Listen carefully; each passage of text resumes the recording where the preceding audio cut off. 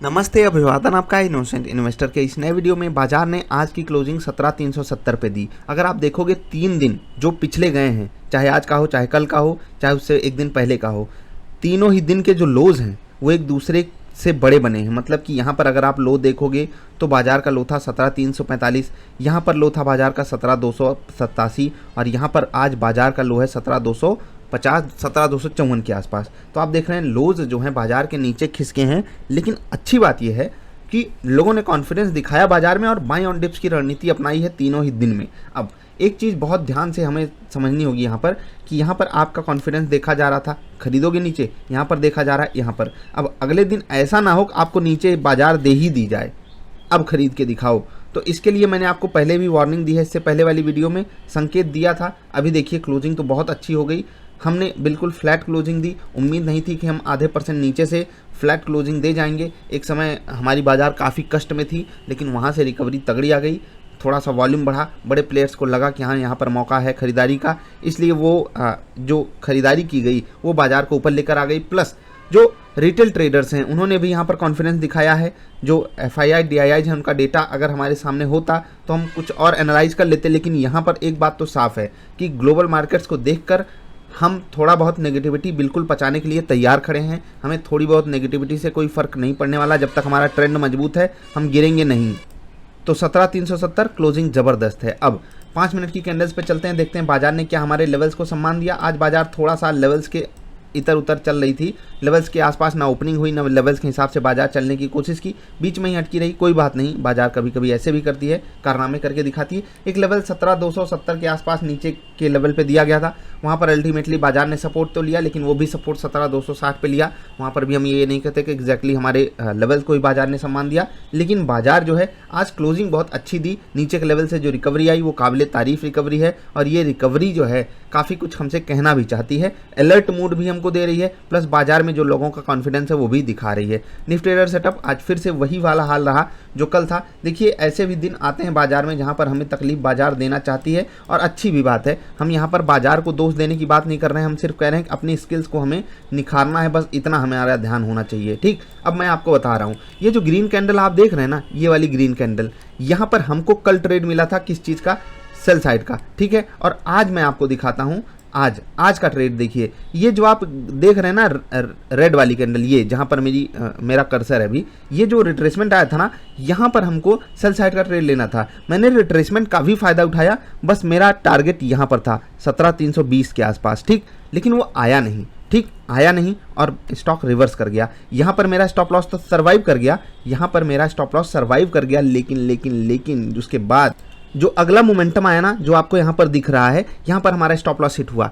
Exactly spot में ये चीज़ें क्लियर नहीं है, मैं फ्यूचर्स का चार्ट आपको दिखा देता हूँ, यहाँ पर आपको चीज़ें अच्छे से क्लियर हो जाएंगी। देखिए यहाँ पर हमने रिट्रेसमेंट का फ़ायदा भी उठाया था। नीचे के लेवल से हमारा बढ़िया मतलब टारगेट हिट हो जाता, जरा सा चूका था, मतलब थोड़ा सा और निफ्टी मोमेंटम अगर दिखा गई होती हमारे पक्ष में तो चीज़ें हमारे फेवर में हो जाती। लेकिन फिर से नीचे आने लगी, फिर कॉन्फिडेंस आ गया, फिर से जाकर इसने स्टॉप लॉस हिट कर दिया। 10 मिनट की कैंडल पर कोई तकलीफ नहीं हुई, स्पॉट लेवल्स पर बढ़िया ट्रेड हमको मिला था, कोई दिक्कत नहीं हुई। वहाँ पर हमारे टारगेट हिट हुए, लेकिन 3 मिनट में बाजार ने हमको टारगेट तो दिया नहीं, स्टॉप लॉस दे दिया। याद रखिएगा, मैंने रिट्रेसमेंट का फायदा उठाया था, उसके बावजूद भी मुझे टारगेट नहीं मिला। क्वांटिटी भी मेरी बड़ी हो गई थी, क्योंकि रिट्रेसमेंट हमको मिल गया था। मैंने आपको बोला है कि रिट्रेसमेंट बस 5-7 पॉइंट का भी मिल जाए, वो भी काफ़ी बड़ा रिट्रेसमेंट माना जाता है अगर आपका टारगेट 20, 25, 30 पॉइंट का होता है। आई होप आप बात को समझ गए होंगे।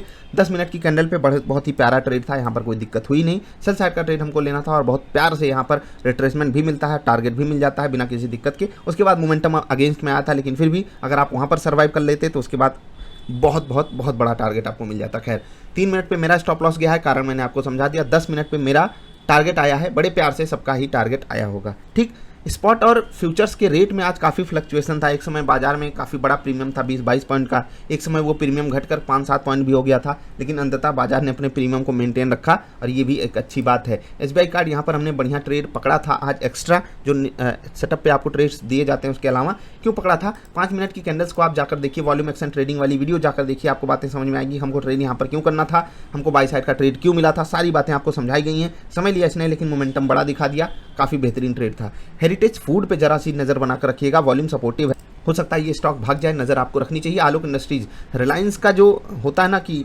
वहाँ पर एक चीज़ चल रही है, सुगबुगाहट की ऑल टाइम हाइज पे है, सारी चीज़ें फेवर में हो सकती हैं। इसी कारण यहाँ पर भी पिछले कुछ दिनों में बड़ा मोमेंटम आया है।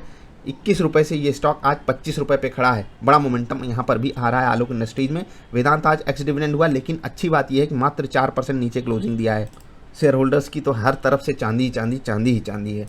अब बात कर लेते हैं आइडिया की। यहाँ पर पिछले कुछ दिनों में 35% का बड़ा मोमेंटम आ चुका है। सोचिए 35% ऊपर ये स्टॉक खड़ा है।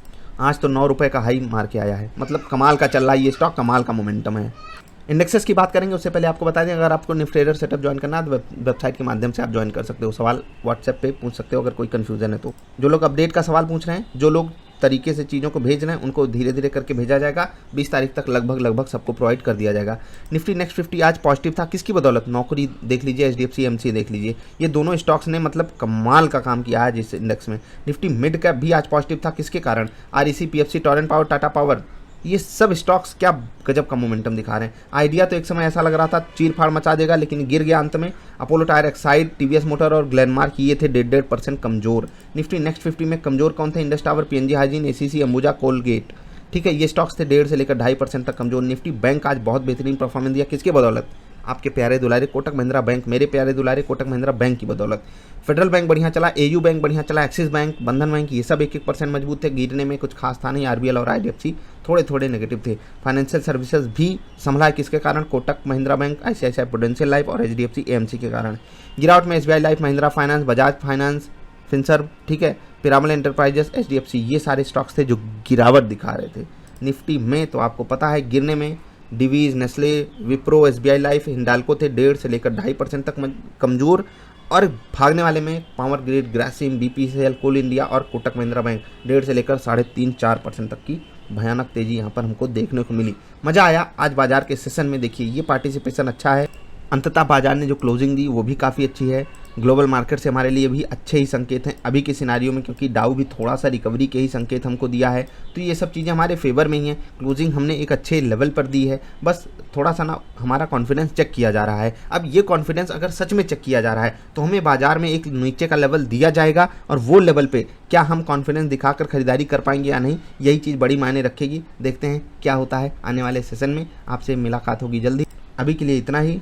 जिनके पास वेदांत का शेयर है, वेदांता की बात मैं कर रहा हूँ, वो पैनिक ना करें, क्योंकि ये एक्स डिविडेंड हुआ है शेयर, कोई ना गंदी न्यूज़ है ना कुछ गड़बड़ है, आपको सब पता है, फिर भी पूछते हो सवाल, है ना? मजाक कर रहा हूँ ना। हाँ, चलिए अलविदा ले रहे हैं, मिलेंगे फिर से, नमस्कार।